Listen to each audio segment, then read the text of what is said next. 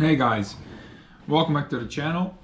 As you can see in the title, today we're going to talk about what my Garmin Vo2 Max is and does it actually matter. And I will show you my watch right here. And if you can see that says 70. So what this number means and is it good or bad, I guess we'll go into right now. So before we start, just a real quick explanation, and I'm assuming you guys already know this, but VO2 max is basically your maximum oxygen uptake. Uptake being the key word here. This means that imagine breathing in a certain amount of oxygen and breathing out a certain amount of oxygen. Whatever that number in between is, right? The breathe in minus breathe out is your uptake, is how much your body can actually use and utilize. We normally measure this in liters of oxygen per minute per kilogram of weight. Now this is tricky, and this is also very I don't like using kilograms in this equation, because you can have three different people with the same amount of same VO2 max, let's say for the sake of argument 70, but they can go vastly different speeds and have vastly different abilities. And it's really hard to kind of figure out why that would be potentially if their VO2 maxes are the same. So this number 70, or this round number, usually two-digit number, is called a relative value. Right? So in VO2 max we have absolute and we have relative value. Absolute value is the value of liters of oxygen per minute with no weight into the equation, while the relative adds weight to the equation. So in my case, my VO2 max, my Garmin says my VO2 max is 70. What this means is that my relative VO2 max is 70. So that means that liters of oxygen per minute per kilogram of weight is 70. So how do we convert from relative to absolute, right? So absolute, what we're gonna do is we can multiply this number 70 by my body weight in kilograms and then divide it by 1,000. This will give us liters per oxygen per minute. Liters of oxygen per minute. Sorry, so if I do this quickly for myself, I have 70 times 85 is my current body weight in kilograms. Divided by 1,000 gives me 5.95 liters of oxygen per minute. So about 6 liters of oxygen per minute. So what this means is that my engine, right, what in cycling or in sports we like to call an engine, is about 6 liters of oxygen per minute. And so you can see how you can have somebody who's really light, let's say you have a rider of 50 kilos that also has a VO2 max of 70.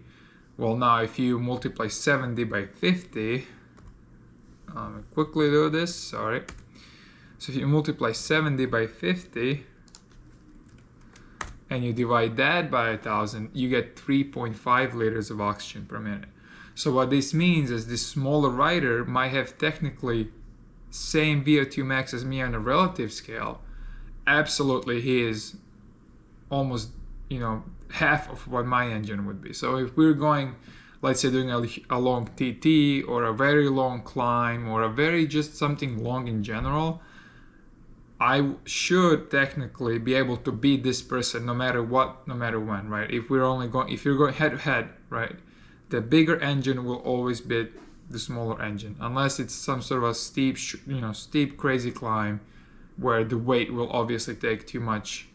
Weight is gonna push into that neuromuscular zone where then you have to really push above the VO2 max effort. So that's a different story, but you can see how the relative value can get really tricky and it's not really the full picture. So what I like to do is I really like to use the absolute value, because that really tells you how strong a person is or is not. Now, does this matter? Well, that's a good question. When you really, the easiest way to kind of picture VO2 max and all the kind of energy zones or whatever you want to call it in your head is imagine a house, right? You have a house, you have a ceiling of the house, and then you have a roof of the house. Imagine ceiling and roof being flat. You don't have to have a regular roof, it doesn't matter. So flat roof, flat ceiling, and then the first floor, the floor is the bottom. So now your ceiling is gonna be your FTP, and your roof is gonna be your VO2 max. And your floor is floor, and everything in between the floor and your FTP is your base that you build. So now the more you train, the more you work on your base, you're gonna actually raise that roof higher, right? You're gonna raise the roof high, but you'll never be able to raise the roof as you're gonna raise the ceiling. You're gonna raise the ceiling, but you're never gonna be able to touch the roof, right?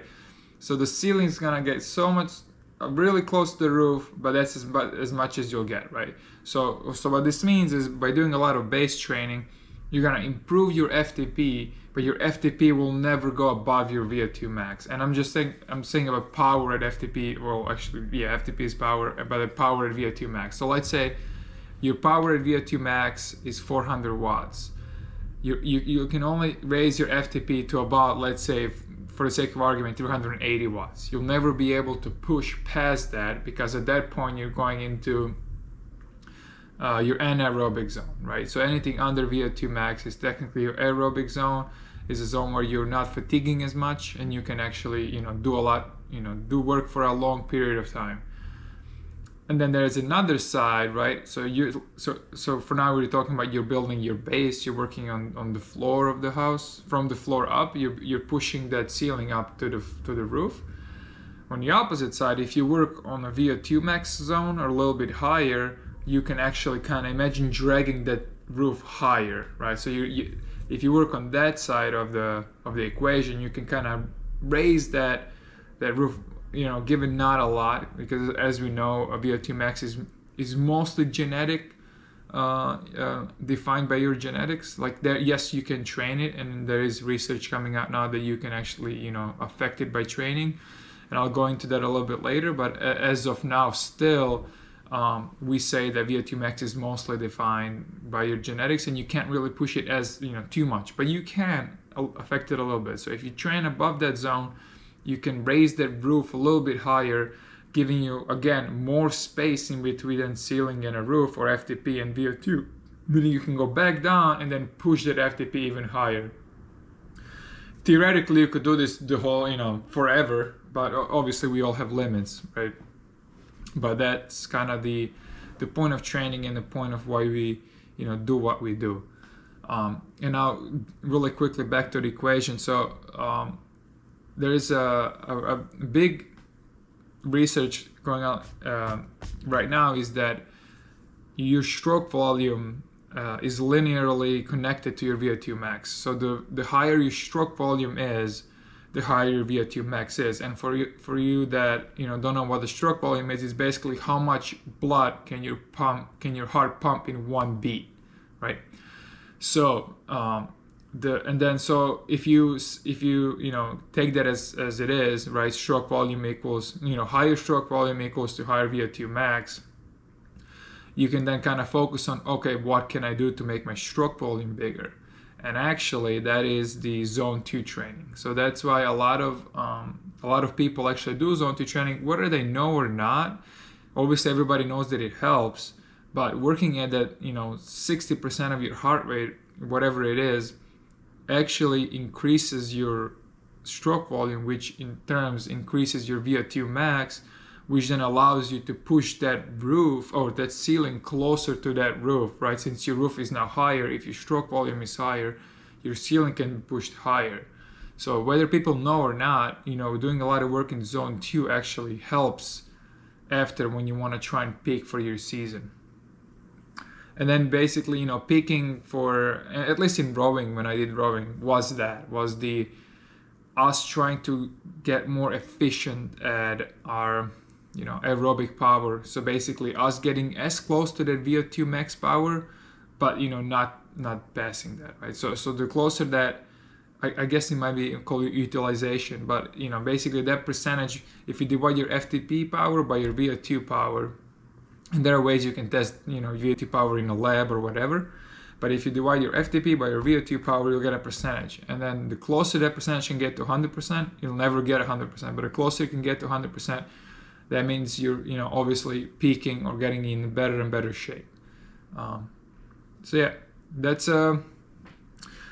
that's about it. So to summarize, you know, this number, relative number especially, means nothing.